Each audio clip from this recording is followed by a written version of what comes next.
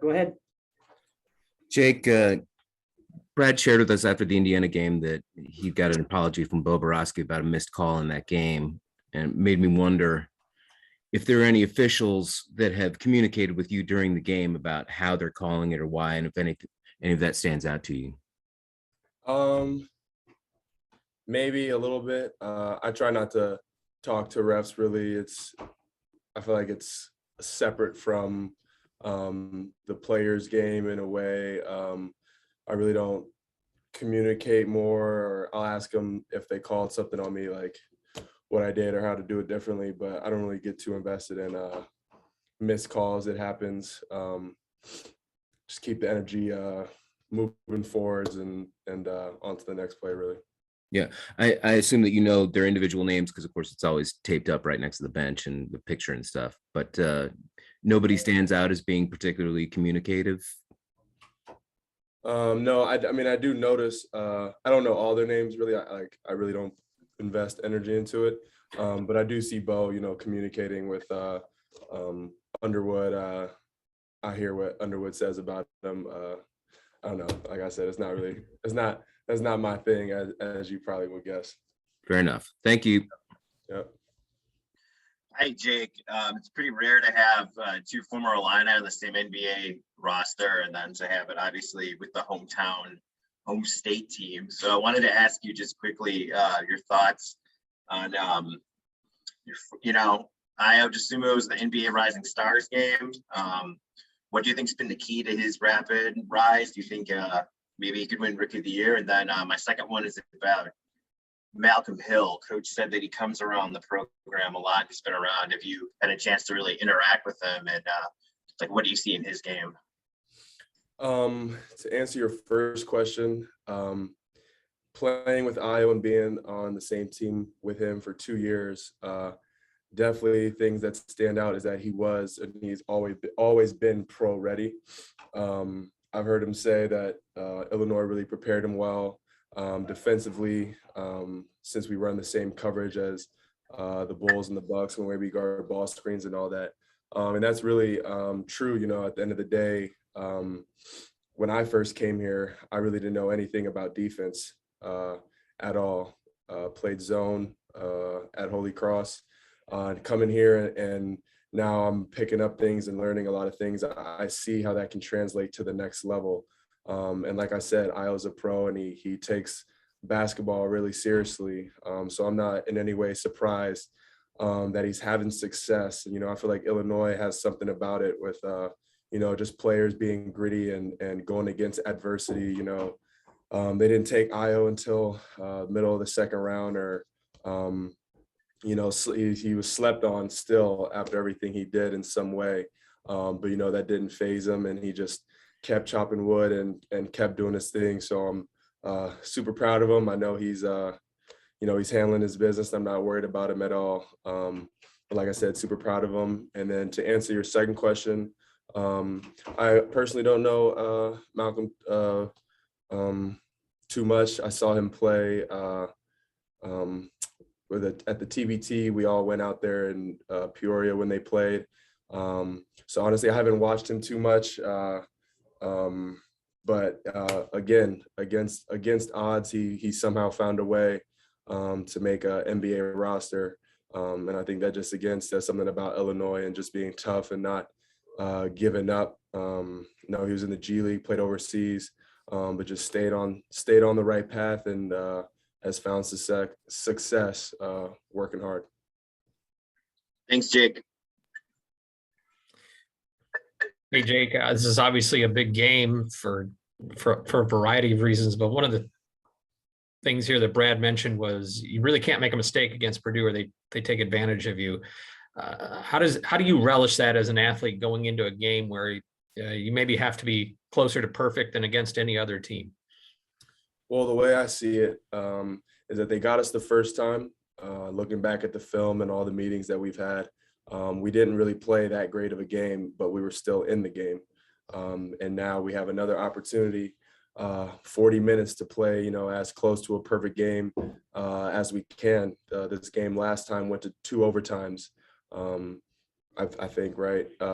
Which means that there were 3 separate chances where we were, head and head. So we make one less mistake in either regulation or the first overtime. And, we could have won the game. We had plenty of opportunities to win that game.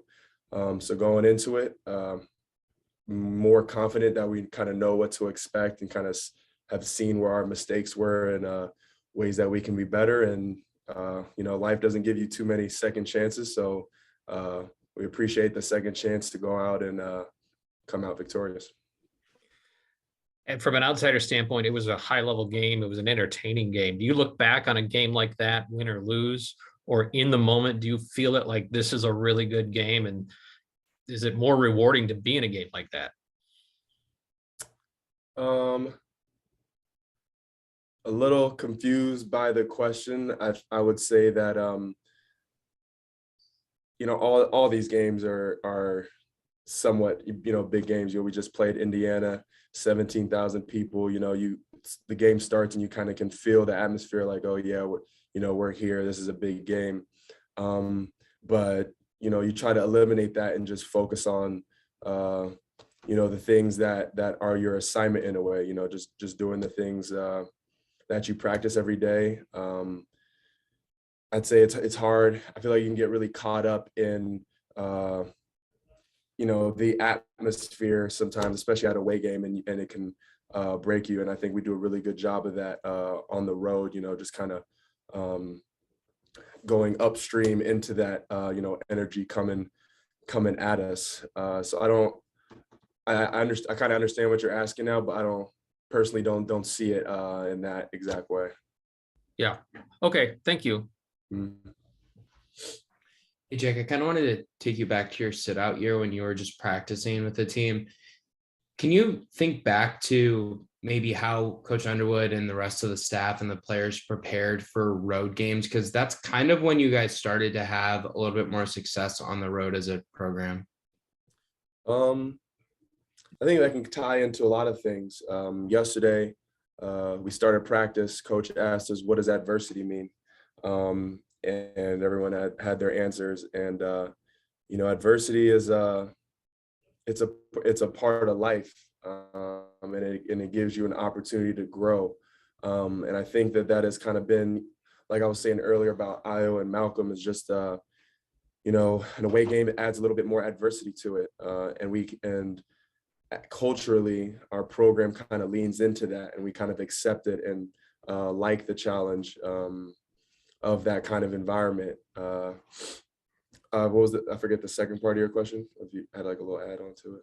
No, you got the first part. I guess a follow-up that I have is you guys are a roster full of 22, 23, 24-year-olds. Do you guys almost not notice, I guess, how loud it gets on the road, or how do you handle it when you go into a stadium and it gets loud, but you guys are just experienced? You seem to not get fazed by it, I guess. Yeah, we got a bunch of vets. We got some cool, calm, collected guys. We got, me, Trent, Monte, Kof, Plum. All these guys are, older. We I don't know. It just doesn't matter. Like we don't really care about. Like we were at the end of the game, we were kind of just chuckling at the Indiana fans because they were so loud, and they're a great fan section, and they're chanting air ball, and you gotta imagine having 10,000 people screaming air ball at you, and it's it can fluster someone, but it just really, only thing that matters is the 5 guys on the court, the 10 guys on the bench, and the 4, 5, 6 coaches, and it's just us. It's just Illinois out there. We're a family. We got each other's backs. I throw the ball to Kofi, he kicks it out, I miss it, he gets a foul, and I'm clapping my hand like, dang, I missed it. And Kofi's like, bro, you're chilling. And same thing goes for Trent. Same thing goes for my things. Same thing goes for Plummer. Where nothing can penetrate our circle. Thanks, Jake. Appreciate you. Mm-hmm. Yes, Jake, with all of that age and experience, how are things just maybe different on a day-to-day basis or in practice compared to maybe when you've been on teams that didn't have maybe all that? One thing I'm noticing now is we're really, really locked in. Yesterday we had practice for not too long of just a detailed day. And then we were, our group was in the film room for probably like hour and a half, just watching film, just all locked in. We have the same goals. We understand what's at hand. We just, we're just locked in. We're ready to do this thing and ready to do it for each other. I mean, what's it like being on a team with a bunch of 22 to 24-year-olds? I mean, maybe Brad said it's more than he'd ever had, certainly. It's definitely calming. Basketball is a game of runs, and storms get thrown at you, and it's just about how you weather them. So never in any point during a game do I get a sense of defeat from the team. No matter how much time is left, we're never beaten. While the game is still going. And I think that has to do with, age and just experience. Just get more stops and keep executing. And, it calms everyone down and allows us to, be able to think and execute better. Thanks, Jake. Hey, Jake, on Saturday, Brad talked about just maybe not being the most comfortable when you're not out there on the floor. It seems like pretty high praise. How do you feel like you cultivated that trust with him over the last few years?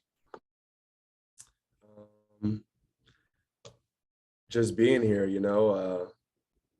I've developed a relationship with everyone here, and I've gone through the process of developing that trust with Underwood, which not to I never try to toot my own horn, but just trusting the process and leaning into coaching. Underwood's an intense coach, but once you kind of understand him and see what he's talking about, getting the message rather than the tone, it kind of opens up yourself. And I think I've gotten a lot better being coached by Coach Underwood, and I like hearing that he trusts me out there. It feels good to know that your coach likes you out there, and I try to do everything I can, and I understand not my role, but kind of like my job, and I understand my presence on the court. I think that when I hit the 2 threes in a row, it broke open the game, and to me, that kind of told me about what happens when I do the things that I'm supposed to do. I shot the ball, and then Thompson had to, kind of leave the paint and left Kofi open. So, our team isn't just 1 person, 2 person, 3 person, it's a collective effort. And I try to do everything I can. And I know what to do, and I try to do it every time to help this team be its best. He talked about not playing you as much. I guess you didn't play as much in that first semester last year. Like, then you got in that starting lineup late. What'd you do? I mean, was it like the little things and just kind of showing an appreciation for whatever role you needed, or what do you feel like you did in that stretch to kind of earn this moving forward? Well, last year I kind of just leaned into first I had to figure out what I needed to do to get on the court. And once I figured that out, I kind of just embraced it. I was a completely different player in terms of my role last year. Last year, all I was focused on was guarding and getting the offensive rebound, and whatever came after that was great. And then through that, I just gained the confidence and the experience to play at this level. And then, this year it's kind of just naturally shifted towards more so just hooping and being free. And I know, my certain assignments of what I need to do, but just trusting the process, not getting phased by not playing, just being level-headed, just grinding and work ethic and a whole bunch of little things. Thanks, Jake. Really appreciate it. Mm-hmm.